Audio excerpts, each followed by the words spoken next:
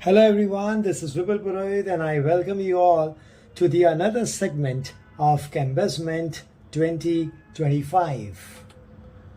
Now my dear friends, in this particular session, we are going to discuss about only the essentials, the key features of the Union Budget of 2025.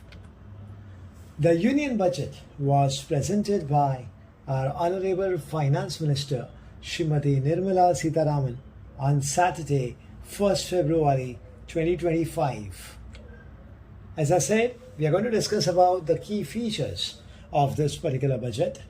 So, starting with the first segment, economy and finance. The GDP growth rate. This budget is to achieve a GDP growth rate of 8 to 8.5% in the next fiscal year. This is the target which is being set. When we talk about the fiscal deficit is expected to be reduced to 4.5% of the GDP. When we talk about the most important aspect, and that is the tax reforms, the budget introduces new tax reforms, including reduction in corporate tax rates and an increase in personal income tax exemption limits. Now, generally, it is being found that an ordinary layman who's a salaried person is much more interested in the budget with respect to the income tax exemption. Okay, the common question that the person asks to a CA, and that is, how much tax I need to pay, and is this going to be beneficial to me? So, we will be discussing much more in detail towards the end of this particular video. So please be updated, and I'll explain you with an illustration. Moving ahead, about the infrastructure development, there is an allocation which is being done for the infrastructure, and that allocation is rupees 1.5 lakh crore for agriculture as well as rural development. The budget aims to double the farmers' income by 2025. Okay, the farmers being the backbone of Indian agricultural system.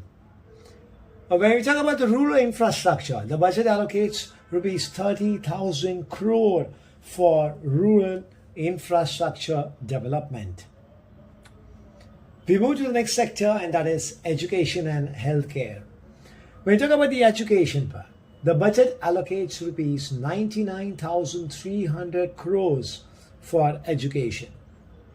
The budget announces the implementation of a new education policy which primarily focuses on improving the quality of education so that it is online to the global standards.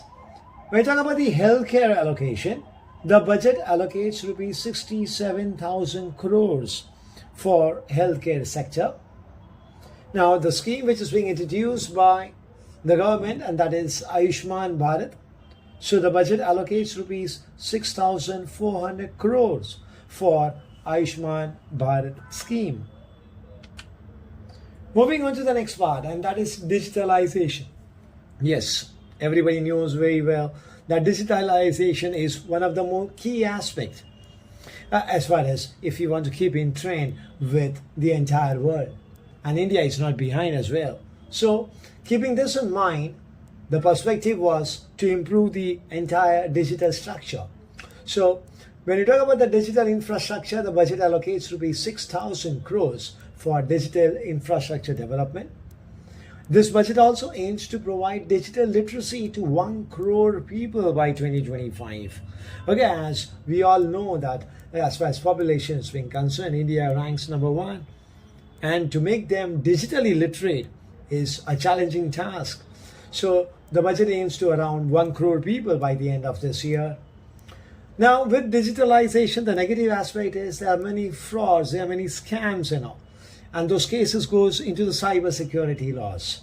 So in order to activate them, the budget allocates rupees 1,000 crores for cyber security initiatives.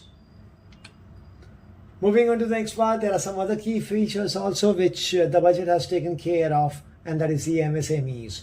The budget allocates rupees 9,500 crores for MSMEs. Startups, as always, the government gives confidence building for startups. So the budget announces several initiatives to support these particular projects, and that's including rupees 1,000 crore fund. When you talk about environment, the budget allocates rupees 2,600 crores for environmental initiatives so as to make this world a better place to live in. Defense sector, of course, one of the most key role which takes place to make sure that the Indian citizens are safe in India, and that is the budget allocates rupees 4.71 lakh crores for defense. Now, as I said, the lay person who is not a businessman or a very simple salaried person is much more interested in the budget from the point of view is that how much am I going to save? Is it going to be beneficial for me when it comes to tax returns and all? Okay, when I go for IT returns through my CA or myself. So here it is now. Okay, the entire explanation of the new tax regime in the most simplest possible manner, and that is, let us first of all try to understand the tax slab. So here you go. Up to 4 lakh rupees of earning, you don't have to pay any tax. 4 to 8 lakhs is 5%. 8 to 12 lakhs is 10%. 12 to 16 lakhs is 15%. 16 to 20 lakhs is 20%. 20 to 24 lakhs is 25%. And more than 24 lakh earning in a year, the tax it comes out to be 30%. Now, my dear friends, the biggest question is why there are 3 slabs for income up to 12 lakhs when the finance minister said that there is no income tax on yearly income of 12 lakhs plus 75,000 as standard deduction for salaried person. Then why these slabs are? The answer is the mentioned slabs are applicable when the earning crosses 12 lakhs plus 75,000 of standard deduction. Now see, I give you an illustration over here, a very simple example so that you understand this entire frame structure, and that is, suppose if an individual has a yearly earning of say 14 lakhs, then as per the new tax regime, the tax is calculated as follows. Now see, 14 lakhs exceeds 12 lakhs 75,000, all right? So he has to pay a tax. So how it is going to be calculated? Total income is 14 lakhs. Standard deduction is 75,000. So taxable income comes out to be 14 lakhs minus 75,000. So that comes out to be 13 lakhs 25,000. Now, when you go for the slab, up to 4 lakhs, of course, there is no income tax, it's nil. Now, when you go for 4 lakhs to 8 lakhs, the difference is 4 lakhs. So 5% on 4 lakhs gives you 20,000. Next slab is 8 lakhs to 12 lakhs and that's 10%. So once again, the difference between 8 lakhs and 12 lakhs is 4 lakhs. So 10% on 4 lakhs gives you 40,000. Next, 12 lakhs to 16 lakhs, we go for 15%. But here the taxable income is not 16 lakhs, it is 13 lakhs 25,000. So if you calculate the difference between 13 lakhs 25,000 and 12 lakhs, it comes to, my dear friends, 1 lakh 25,000. So 15% on 1 lakh 25,000 is 18,750. So hence, the total tax outgo will be 20,000 plus 40,000 plus 18,750. So that comes out to be 78,750 plus health and education cess of 4%.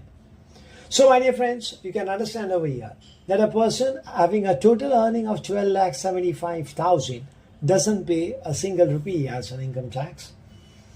But then the income, if it is 14 lakhs here as an illustration I've given you, so 1,25,000 more income, and he turns out to be paying 78,750 as tax. Okay, so I hope you have understood this illustration very well. This is only for those whose earnings exceeds 12 lakhs and of course 75,000 as standard deduction for salaried persons. Now, what is the benefit that I'm going to get? Am I going to get it or not? That's the first question. The answer is yes. Now, how much benefit am I going to get? according to the new tax regime. So let's have a comparison of a new tax regime versus the old tax regime. So here it is. We have a yearly income in, say, suppose is 12 lakhs of a particular individual. Then he benefits by 80,000 rupees as income tax. Next is those whose income is 18 lakhs a year. The benefit goes to 70,000. Those whose income is 25 lakhs in a year, the benefit is 110,000.